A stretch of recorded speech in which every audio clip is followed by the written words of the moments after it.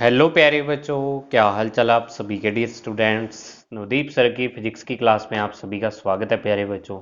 तो देखिए प्यारे बच्चों, अपने चैप्टर नंबर 16 इलेक्ट्रॉनिक्स चल रहा था और आज अपने इसका लास्ट पार्ट करने वाले हैं। लास्ट पार्ट में अपने डिस्कस करेंगे प्रीवियस ईयर जो बोर्ड एग्जाम क्वेश्चंस है 2010 से लेके 2020।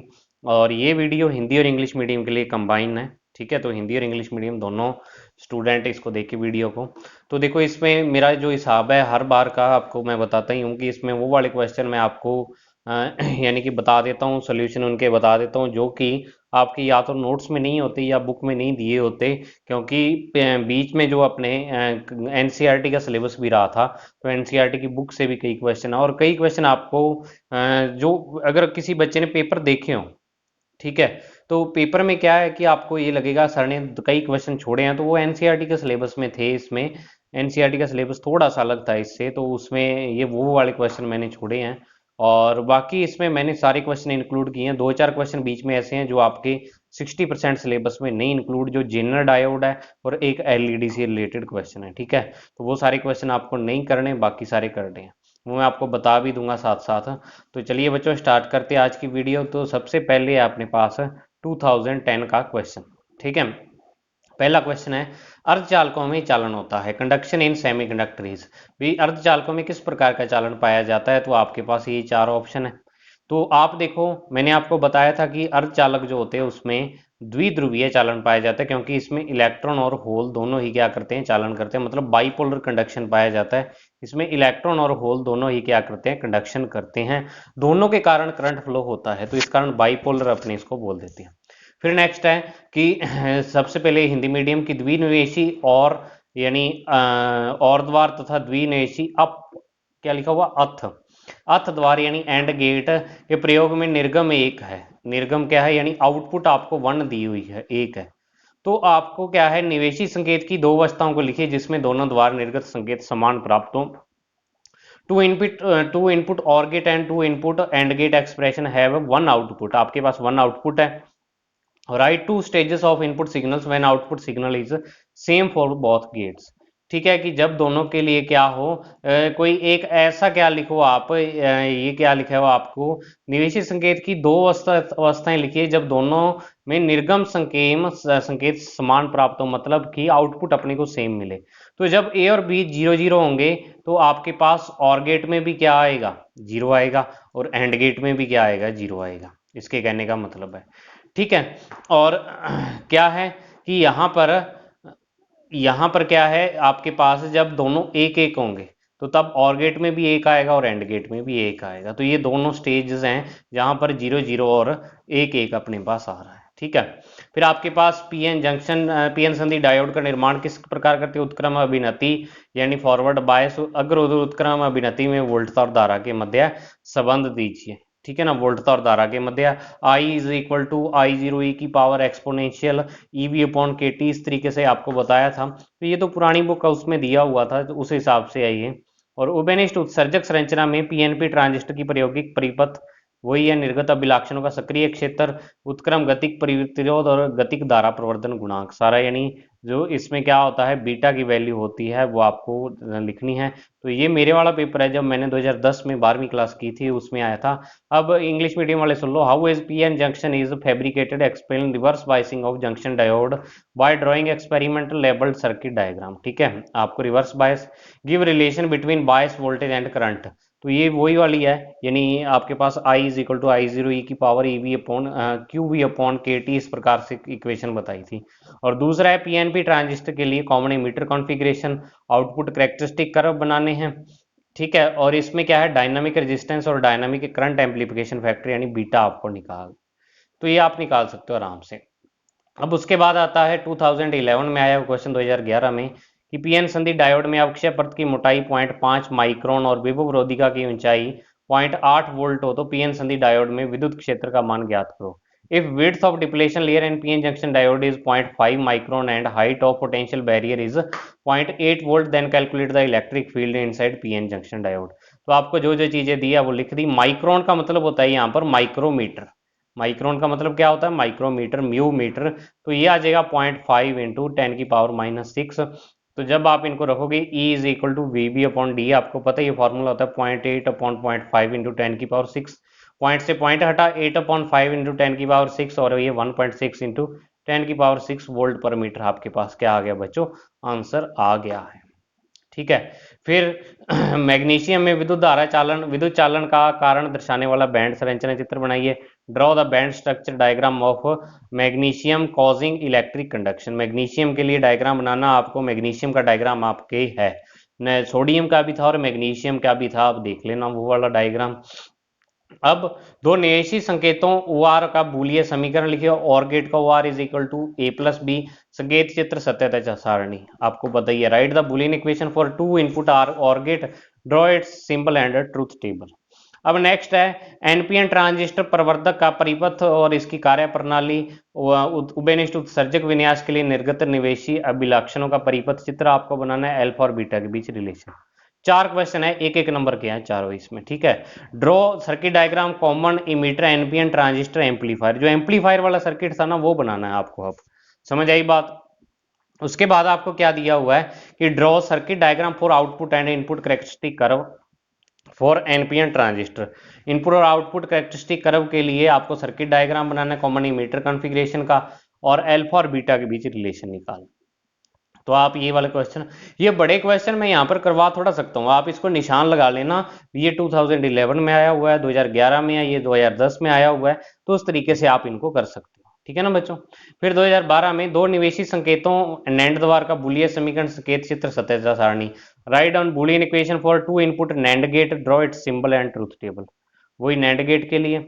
फिर उसके बाद पीएन जंक्शन डायोड है, उत्क्रम वही जो ऊपर वाला क्वेश्चन आया था, बिल्कुल सेम क्वेश्चन कॉपी पेस्ट कर दिए यहाँ पर 2012 में, ये वाला क्वेश्चन। ठीक है ना, बिल्कुल सेम ही है, तो आप देख लेना इसको। 2012 में बिल्कुल सेम क्वेश्चन दिया हुआ है। अब 2013 में आया हुआ क्वेश्चन कि पीएन जंक्शन डायोड है जो आपका, उसमें अग्रदिशी का विनती यानी फॉरवर्ड बायस वीएल वीआई या बिनाक्षरिक वक्र प्राप्त करने की कार्यविधि का वर्णन प्रायोगिक व्यवस्था, यानी आपको टोटल किसके बारे में, फॉरवर्ड बायस के बारे में आपको समझाना है। ठीक है, उसका ग्राफ बनाना है। Explain working obtain VI characteristic curve in forward biasing of PN junction diode, draw circuit diagram and experimental arrangement. ठीक है, तो पीएन जंक्शन डायोड की फॉरवर्ड बायसिंग है। फिर उसके बाद दूसरा क्वेश्चन है कि यहाँ पर आपको दो ये वाली टेबल दी हुई है। ठीक है ना, तो दो टेबल दी हुई है। चित्र से पी व सारणी क्यू से संबंधित चित्र P व सारणी Q से संबंधित तार्किक द्वारों के नाम लिखो। Write the names of logic gates related to figure P and table Q। भी इस P वाला फिगर का जो P फिगर आपको P चित्र दिया हुआ है, ये कौन से गेट को शो करता है, और ये वाली जो आपके पास टेबल है ये कौन से गेट को शो करती है। ठीक है ना, तो ये तो आपको पता है कौन सा गेट है, एंड गेट है। एंड गेट का सिंबल है, क्योंकि जो और गेट होता है उसमें इस तरीके से आता होता है सिंबल जो उसका होता है। तो इस तरीके से पीछे से जो बिल्कुल फ्लैट होता है वो कौन सा होता है, एंड गेट का सिंबल है। ये एंड गेट हो गया। अब ये टेबल किसकी है, तो आप देखो यहाँ पर आपको, अगर आपने सारी टेबल पढ़ रखी हो तो यहाँ पर आपको ऐसे लगेगा कि कुछ उल्टा हुआ है। वैसे तो अपने पास जो टेबल बनती है ये 0 1 1 1 इस तरीके से बनती है, लेकिन ये उल्टी है। तो मतलब वैसे तो ये और गेट की टेबल होती है, ये वाली और गेट है, लेकिन और गेट का उल्टा मतलब ये नॉर गेट की टेबल है। किसकी टेबल है, नॉर गेट की टेबल है। देखो आप a प्लस बी करो यहाँ पर, तो आपको y मिल रहा है और y डैश आपको ये वाला मिल रहा है, तो मतलब ये नॉर गेट की टेबल है, क्योंकि ये और गेट वाले आउटपुट है y यहाँ पर, और y डैश आपको यहाँ पर मिल रहा है नॉर गेट। ठीक है ना। फिर उसके बाद दिष्टकरण क्या है, पूर्ण तरंग दिष्टकारी की कार्यविधि, आवश्यक परिपथ, और उसके बाद प्रवर्धन क्या है, एनपीएन ट्रांजिस्टर प्रवर्धक का सरल परिपथ कार्यविधि, और बैंड सिद्धांत के आधार पर चालक, अर्धचालक और अचालक सबको आपको बताना है। What is rectification, explain working of full wave rectifier, draw necessary circuit diagram. और दूसरा है what is meant by amplification, draw a simple circuit of NPN common emitter transistor amplifier. On basis of band theory distinguish between conductor, insulator and semiconductor. अब ये question मैं आपको पढ़ के सिर्फ ऐसे बता रहा हूँ कि आपको पता है ये क्वेश्चन कौन सा है, तो वहां आपको बस टिक लगाना है। ठीक है ना, इसको टिक लगाना है और बाकी इसको अच्छे तरीके से याद करना है। 2014 में आए हुए क्वेश्चन क्या है कि सबसे पहला क्वेश्चन है कि पीएन संधि निर्माण के लिए दो महत्वपूर्ण प्रक्रियाओं का नाम लिखिए। इसमें हरासी क्षेत्र, अवक्षय क्षेत्र और विभवरोधिका को परिभाषित करना है। ठीक है, तो प्रक्रियाएं तो आपके अब सिलेबस में नहीं है, तो ये तो आपको नहीं करनी। और दो सार्वत्रिक तार्किक द्वारों के नाम नैंड गेट, नॉर गेट है। एकीकृत परिपथ आईसी किसे कहते हैं, इसके दो लाभ, ये भी आपके सिलेबस में नहीं है, ठीक है ना। यही है, write the names of two important processes which occur in formation of PN junction diode, ये क्वेश्चन आपके सिलेबस में नहीं है। और define the depletion region and potential barrier in it. अब डिप्लेशन रीजन और पोटेंशियल बैरियर आपके सिलेबस में है, तो इसको आपको डिफाइन करना है, वो डेफिनेशन है ही आपके पास। Write the names of two universal logic gate, ये आपको पता है नैंड गेट, नॉर गेट होते हैं। And what is integrated circuit, write two advantages of it. अब आपके आईसी है, इंटीग्रेटेड सर्किट जो होता है वो आपके सिलेबस में नहीं है, पहले होता था अब नहीं है, ठीक है ना। तो आपको ये वाला नहीं पढ़ना। और दूसरा है एनपीएन ट्रांजिस्टर बेनिस्ट उत्सर्जक विन्यास चित्र निर्गत अभिलाक्षणी खींचने की कार्यविधि। Draw the circuit diagram of NPN transistor in common emitter configuration, describe working method to obtain in output characteristic curve. Output characteristic curve आपको बनाना है इसका, ठीक है, तो सिंपल है वो भी। फिर 2015 का क्वेश्चन कि निम्न में से एक दाता अशुद्धि छांटिए, select one donor impurity among the following. आपको इसमें से डोनर इम्प्योरिटी छांटनी है, तो डोनर इम्प्योरिटी कौन सी है, आपको पता है डोनर है आपके पास आर्सेनिक, ठीक है। कि आपको इसके लिए पता क्या है, आपको पीरियोडिक टेबल आनी चाहिए। जो कार्बन के नीचे होते हैं, यहाँ पर ऐसे होता है बी, यहाँ पर सी होता है और यहाँ पर एन होता है, ये बोरॉन, कार्बन, नाइट्रोजन। कार्बन के नीचे होते हैं सिलिकॉन, जर्मेनियम, और यहाँ पर एस एन होता है, और यहाँ पर लेड आ जाता है। इस तरीके से ये वाले क्या है आपके पास सेमीकंडक्टर हैं। अब इससे जस्ट पहले वाले आपके पास ट्राईवैलेंट होते हैं, मतलब कि एक्सेप्टर इंप्योरिटी होती हैं और ये डोनर इंप्योरिटी होती हैं, ठीक है। मतलब ये ग्राही है शुद्धि और ये दाता है शुद्धि, क्योंकि ये इलेक्ट्रॉन डोनेट करती है। तो इससे पहले आपके पास जो आ जाएगा एल्यूमिनियम आ जाएगा, गैलियम आ जाएगा और इंडियम आ जाएगा, ठीक है, ये आ जाएगा। और यहाँ पर नाइट्रोजन के पास फास्फोरस, आर्सेनिक और यहाँ पर एंटीमनी और बिस्मिथ आ जाता है यहाँ पर, इस तरीके से, ठीक है। तो ये आपके पास पीरियोडिक टेबल है, जितनी मेरे याद थी मैंने बता दी, हो सकता है गलत भी हो इसमें कुछ, वो आप चेक कर लेना, ठीक है ना, क्योंकि मेरे को तो पढ़े हुए बहुत टाइम हो गया पीरियोडिक टेबल, आप तो पढ़ते ही हो। अब नेक्स्ट है नैंड गेट को सार्वत्रिक गेट या सार्वप्रयोजक गेट भी कहते हैं, क्यों। NAND gates are also called universal gate, तो मैंने आपको बताया था ये रीजन क्यों कहते हैं, क्योंकि इनसे अपने सारे गेट बना सकते हैं जो बेसिक गेट होते हैं और एंड नॉट, एक ही गेट से नैंड, ओनली नैंड गेट के यूज से अपने बना सकते हो, तो इस कारण इनको यूनिवर्सल या सार्वत्रिक गेट। और गेट का प्रतीक चिन्ह है, मैंने दोनों में बना दिया, हिंदी इंग्लिश में। यहाँ इसका y लिखना है तो y बराबर 0 आएगा, क्योंकि a एक आएगा। और ये वाला गेट कौन सा आपके पास, ये है नैंड गेट, ठीक है ना। ये कौन सा है आपके पास, नैंड गेट है, तो नैंड गेट में y यहाँ पर 0 आएगा, इसका उल्टा आएगा। ये नैंड गेट नोट गेट की तरह वर्क कर रहा है। फिर वोल्टता नियमन में प्रयुक्त डायोड, ये आपके नहीं है, जेनर डायोड होता है, वोल्टेज रेगुलेशन में जो काम आता है, ये आप मत करना क्वेश्चन। अब उसके बाद है कि ट्रांजिस्टर के लिए उत्सर्जक कॉमन इमीटर आ गया। सबसे देखो आप कॉमन बेस अब तक बहुत कम आया है, कॉमन इमीटर ही आ रहा है, हर बार common emitter amplifier, common emitter amplifier. तो आप, मैं अब मोस्ट इंपोर्टेंट क्वेश्चन लगा सकते हो, कौन सा है आप खुद लगा सकते हो, मेरे बताने की जरूरत नहीं है आपको, ठीक है। तो तभी मैं कहता हूं 10 सालों के पेपर छांटो, उसमें से जो क्वेश्चन सबसे ज्यादा बार पूछा हुआ है वो बोर्ड का फेवरेट क्वेश्चन है, वो आ सकता है, वो मोस्ट इंपोर्टेंट क्वेश्चन है। जो बच्चे मेरे से पूछते हैं मोस्ट इंपोर्टेंट, तो उनको यही चीज बोलता हूं मैं, समझ आई बात। और कौन सा खंड आकार की दृष्टि से बड़ा और सबसे अधिक अपमिश्रित होता है, ट्रांजिस्टर के उत्सर्जक। ये वैसे आपकी बुक में नहीं दिया हुआ, लेकिन तब वाली बुक जो 2014 में, तब एनसीईआरटी वाली बुक में था। और दिष्ट खंड को परिभाषित कीजिए, पूर्ण तरंग दिष्टकारी का परिपथ चित्र बनाइए। और दिए गए ऊर्जा बैंड किस प्रकार के अर्धचालक है, एन प्रकार का, पी प्रकार के या नेज। पहले इंग्लिश मीडियम वाले पढ़ लो। आउटपुट करेक्टरिस्टिक ट्रांजिस्टर के लिए बनानी है, एनपीएन ट्रांजिस्टर का कॉमन एमीटर कॉन्फ़िगरेशन बनाना है, ठीक है। और बेस कलेक्टर और इमीटर में से लार्जेस्ट साइज कौन सा होता है और हैवीली डॉप्ड कौन सा होता है, ये आपको बताना है, ठीक है। फिर उसके बाद रेक्टिफिकेशन डिफाइन करना है, फुल वेव रेक्टिफायर बताना है, और इस डायग्राम की हेल्प से बताना है कि ये किसका है, एन टाइप का है, पी टाइप का है या इंट्रिंसिक का है। तो आपको मैंने बताया था कि अशुद्धि जिसमें मिलाते हैं, और जो ऊपर वाले कंडक्शन बैंड के पास जो ये वाला होता है आपके पास एनर्जी लेवल, ये डोनर एनर्जी लेवल होता है, दाता ऊर्जा स्तर होता है। और ये दाता ऊर्जा स्तर किसका होता है, n प्रकार के सेमीकंडक्टर का। तो ये n प्रकार का सेमीकंडक्टर का डायग्राम है। तो आप लिखोगे कि यह ऊर्जा बैंड n प्रकार के अर्धचालक से संबंधित है। This energy band is related to n type semiconductor. ठीक है ना, ये आप आंसर लिखोगे इसका। तो काफी अच्छा क्वेश्चन है ये इसमें आया हुआ। अब उसके बाद है 2016 में ग्राही अशुद्धि के 2 उदाहरण। Right 2 examples of acceptor impurity. Acceptor आपको पता ही है, मैंने अभी बताया ऊपर सारी टेबल बना के। फिर उसके बाद देष्टकरण किसे कहते हैं? अर्धतरंग देष्टकारी का परिपथ चित्र, कार्यविधि, निवेशी, प्रत्यावर्ती और निर्गत वोल्टता के तरंग सारा, यानी हाफ वेव रेक्टिफायर आपको सारा करना है। what is rectification और draw the circuit diagram of half wave rectifier working, AC voltage input output सारी वेव फॉर्म इसकी, रेक्टिफायर का सर्किट, यानी आपको हाफ वेव रेक्टिफायर बिल्कुल कंप्लीट। और इसके और में है, अथवा में है, अपद्रव्य अर्धचालक किसे कहते हैं? ये कितने प्रकार के होते हैं? पीएन संधि के समय निर्माण होने वाली प्रक्रिया आपकी नहीं है।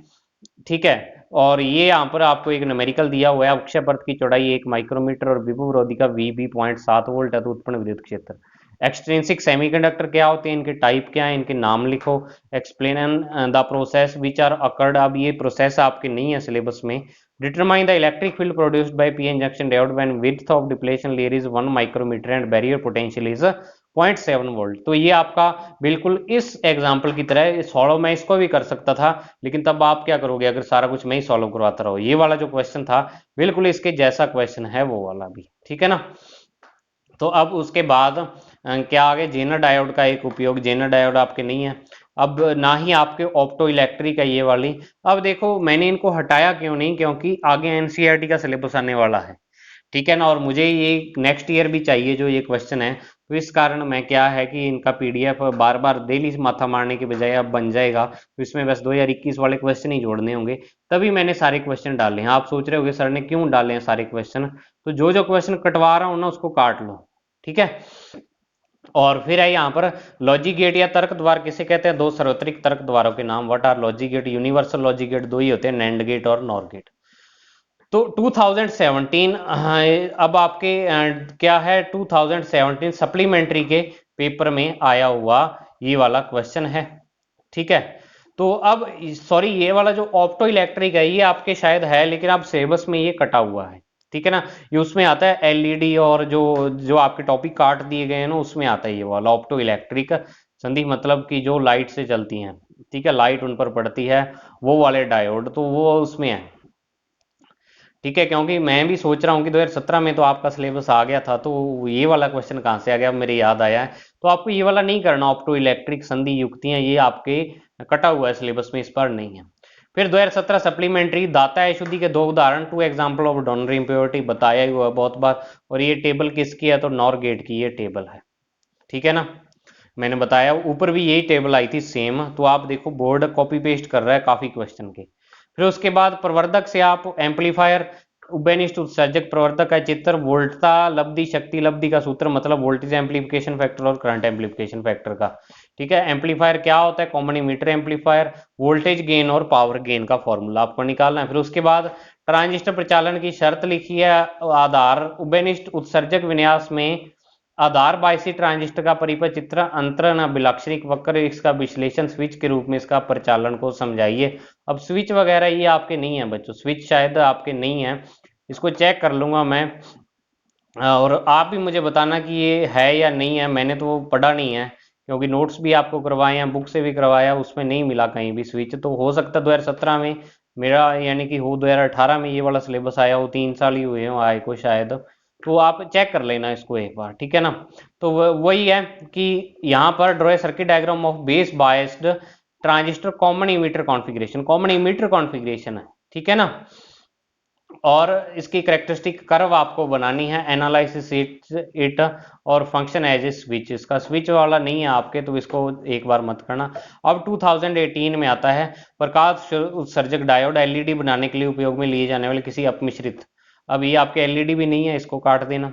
फिर लॉजिक गेट क्या है आपको पता ही है, 2 डायोड का उपयोग कर एंड गेट का परिपथ, डायोड वाला एंड गेट वाला आपको diagram. What are logic gate? Draw a circuit diagram for dual input AND gate by using 2 diodes. जो 2 डायोड अपने एंड गेट के लिए रिवर्स बायस में लगाते हैं, तो वो वाला आपको डायग्राम बनाना है। तीसरा यहाँ पर है कि पीएन उत्क्रम अभिनति अभिलाक्षणिक मतलब रिवर्स बायस की सारी चीज बता के आपको एवलांशी जेनर भंजन एवलांशी और जेनर ब्रेकडाउन बताना है। ठीक है, draw PN junction reverse bias और एवलांशी और जेनर ब्रेकडाउन, रिवर्स बायस सारा करके एवलांशी और जेनर ब्रेकडाउन। और एनपीएन ट्रांजिस्टर में उभयनिष्ठ आधार विन्यास, अब उभयनिष्ठ आधार विन्यास और सारा इसमें अल्फा और बीटा के बीच रिलेशन है। एनपीएन ट्रांजिस्टर में कॉमन बेस आ गया यहाँ पर, अब चेंज हो गया काम, कॉमन इमीटर आया था इससे पहले, कॉमन बेस भी आ गया, इसमें करंट एम्पलीफिकेशन अल्फा और बीटा के बीच ये रिलेशन है लास्ट में। ठीक है, फिर 2018 सप्लीमेंट्री में क्वेश्चन है कि एक नैज अर्धचालक एन प्रकार के अर्धचालक में परिवर्तित करने वाली दो अशुद्धियों के नाम आपको पता ही है, right. To any impurities to convert an intrinsic semiconductor to N type semiconductor. ठीक है, उसके बाद है कि आपको बीटा की वैल्यू दी है, अल्फा आपको निकालना है। ठीक है, तो बीटा दिया हुआ है, अल्फा और बीटा में रिलेशन पता ही, आप निकाल सकते हो, ये आपके लिए है। अब जॉर गेट का सिंबल बनाना है, ये भी आपको पता है। फिर उसके बाद नए अर्धचालकों में विद्युत चालन हेतु धारा घनत्व का व्यंजक, current density, obtain an expression for current density, आपको ये वाला करवाया हुआ है। और पूर्ण तरंग दृष्टकारी के लिए तरंग चित्र बनाने हैं ओनली, मतलब कि आपको वेव वाले डायग्राम बनाने हैं। फुल वेव रेक्टिफायर के लिए draw a diagram of input and output signal. अब इसमें है आपके पास कि आपको आउटपुट y की वैल्यू लिखनी है। तो अब देखो यहाँ पर गेट पहचानो कौन कौन से है। ये दोनों कौन से गेट हैं, ये दोनों है आपके पास और गेट। क्या है, और गेट है। तो और गेट है, तो और गेट मतलब दोनों का सम करते हैं, 0 और 1 कितना हो गया, 1 आ गया, और 1 और 1 कितना हो गया, 1 आ गया। फिर आगे यहाँ पर लिए कौन सा गेट लगा हुआ है, एंड गेट लगा हुआ है। तो 1 और 1 यहाँ पर मिलके आउटपुट अपने को 1 ही मिलेगी, तो आप लिखोगे y बराबर 1। फिर दूसरा क्वेश्चन है कि ग्राही अशुद्धि छांटनी है एक्सेप्टर टाइप इम्प्योरिटी, तो ये मैंने लिखी हुई है गैलियम, आप बना भी सकते हो। और जेनर डायोड का सिंबल ये आपके नहीं है, जेनर डायोड। उसके बाद पीएनपी ट्रांजिस्टर का उपनिष्ठ उत्सर्जक विन्यास के लिए निर्गत अभिलाक्षणिक, वही उपनिष्ठ उत्सर्जक फिर से आ गया है। और सारा कुछ बनाना है, प्रायोगिक व्यवस्था, अभिलाक्षणिक वक्र, सारा कुछ A to Z। उसके बाद आपको क्वेश्चन एक नीचे पूछा हुआ है कि निम्न में से ट्रांजिस्टर उपनिष्ठ आधार पुनर्द्रव्य गुणांक अल्फा का संभावित मान छांटिए। अब इंग्लिश मीडियम वाले पीएनपी ट्रांजिस्टर के लिए कॉमन इमीटर वाला सब कुछ आपको बनाना है, और इसमें से अल्फा की वैल्यू ढूंढनी है। तो अल्फा लेस देन 1 होता है, तो यहां पर अल्फा की वैल्यू एक ही आएगी, 0.9। बाकी 9, 19, 49, 99 ये नहीं हो सकती अल्फा की वैल्यूज। ठीक है, फिर 2020 का क्वेश्चन आ गया है, जो पिछले साल पेपर हुआ था, मेरी याद है 13 मार्च को। तो जॉरगेट का draw a symbolic diagram of XOR gate, XOR gate का सिंबल आपको बनाना है। ठीक है, ए और बी यहाँ पर है, सॉरी 13 अप्रैल को हुआ था, 13 मार्च नहीं 13 मार्च को ही हुआ था, अप्रैल को तो लॉकडाउन हो गया था। ठीक है ना, तो जॉरगेट का सिंबल आपको मैंने ये बना दिया है, चलो दूसरी बार आया था। अब what is intrinsic semiconductor, extrinsic semiconductor, right example. तो आपको एग्जांपल लिखने हैं, नैज और अपद्रव्य अर्धचालक प्रतीक एक उदाहरण लिख देना आपको। अब आप कई बच्चे सोचते हैं सर यहाँ पर अपद्रव्य या एक्सट्रिंसिक का एग्जांपल कौन सा लिखें, आप एन टाइप वाला भी लिख सकते हो, पी टाइप वाला भी लिख सकते हो, कोई भी लिख सकते हो। ठीक है ना, फिर है पीएन संधि डायोड किसे कहते हैं, जेनर डायोड, ये तो है ही नहीं अपने, तो पीएन जंक्शन डायोड आ गया। और इसके और में है प्रवर्धन किसे कहते हैं, एनपीएन ट्रांजिस्टर के लिए उपनिष्ठ उत्सर्जक प्रवर्धक, प्रवर्धक वाला आ गया दोबारा। तो उसके बाद पीएन जंक्शन डायोड क्या है, और जेनर डायोड आपके है ही नहीं। और एम्पलीफिकेशन क्या है, और कॉमन इमीटर एम्पलीफायर, इसकी वर्किंग आपको बतानी है, तो ये आपके है। अब 2020 सप्लीमेंट्री के पेपर में आया हुआ, यानी जो लॉकडाउन के बाद सप्लीमेंट्री का पेपर हुआ था, draw symbolic diagram of NOR gate having 3 input, 3 निवेशी नॉर द्वार। नॉर गेट का सिंबल यही होता है, तो ये बना दिया मैंने। ठीक है, फिर पीएन संधि में अक्षय परत विभव रोधी का defined depletion layer potential barrier, दूसरी बार क्वेश्चन आ गया ये, तो ये भी आपको पता है। अब पीएन संधि डायोड को पूर्ण पूर्ण तरंग सेतु दिष्ट कर, ये पहली बार आया हुआ क्वेश्चन है, 10 सालों में पहली बार आया ये वाला क्वेश्चन।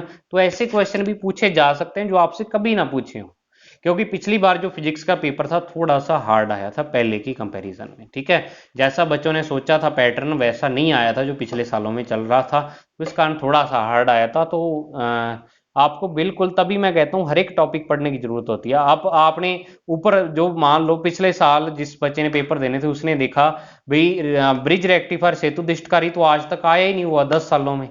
ठीक है, तो उसने डाल दिया।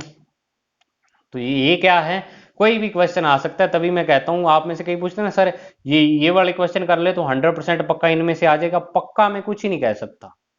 ठीक है ना, पॉसिबिलिटी हो सकती है उसकी, इसके ज्यादा आने के चांस हैं, लेकिन होने को कुछ भी हो सकता है। ठीक है ना, वो भगवान के आता है, वो एग्जामिनर का जो बना रहा होता है उसके दिमाग किस टाइप से चले उस टाइम उसका, अगर मान लो उसकी अपनी पत्नी से लड़ाई हो गई है तो वो आपका पेपर हार्ड बनाएगा। ठीक है, और अगर वो सही मूड में है तो आपका पेपर अच्छा बनाएगा। तो भगवान से दुआ करोगे इसकी लड़ाई ना हो। ठीक है, तो अब ट्रांजिस्टर का आधार बहुत बारीक और पतला क्यों होता है, और ट्रांजिस्टर प्रवर्धक का ब्लॉक आरेख बनाइए, और इसका क्या है अल्फा और बीटा के बीच रिलेशन। तो इसमें पूछा हुआ है कि why the base reason of A transistor made very thin and lightly doped, यानी कि बेस जो होता है वो वेरी थिन और लाइटली डॉप्ड क्यों होता है, और इसका ब्लॉक डायग्राम आपको ट्रांजिस्टर एम्पलीफायर का बनाना है। ब्लॉक डायग्राम मतलब 3 डब्बों वाला, इनपुट, बीच में एम्पलीफायर और बाद में आउटपुट, और establish a relation between current application factor alpha और बीटा। ठीक है, अल्फा और बीटा में करंट एप्लीकेशन फैक्टर आपको बताना है। तो अब ये क्वेश्चन है कि इसका बारीक और पतला क्यों होता है, ट्रांजिस्टर का बेस थिन और लाइटली डॉप्ड क्यों होता है। तो ये मैंने बताया था कि उसमें क्या होता है, जो बेस होता है वहां पर ज्यादा इलेक्ट्रॉन और होल एक दूसरे के साथ रिकम्बिनेशन ना हो, वो आपस में ना संयोजित हो, इस कारण इसको बहुत ही कम डोप्ड और पतला रखते हैं। और इसमें से इजीली जो इमिटर वाले यानी उत्सर्जक वाले इलेक्ट्रॉन है, वो इलेक्ट्रॉन या होल है, वो इजीली कलेक्टर में पहुंच जाए, इस कारण इसको पतला या रखते हैं, अपने थिन रखते हैं। ठीक है, तो ये बच्चों आपके थे क्वेश्चन। तो मुझे उम्मीद है आपको ये वाला चैप्टर बहुत ही अच्छे तरीके से समझ आया होगा। बाकी कोई भी प्रॉब्लम हो आप मुझसे पूछ सकते हो। तो अब अपने 17वां चैप्टर करेंगे स्टार्ट। तब तक के लिए thank you, have a nice day प्यारे बच्चों।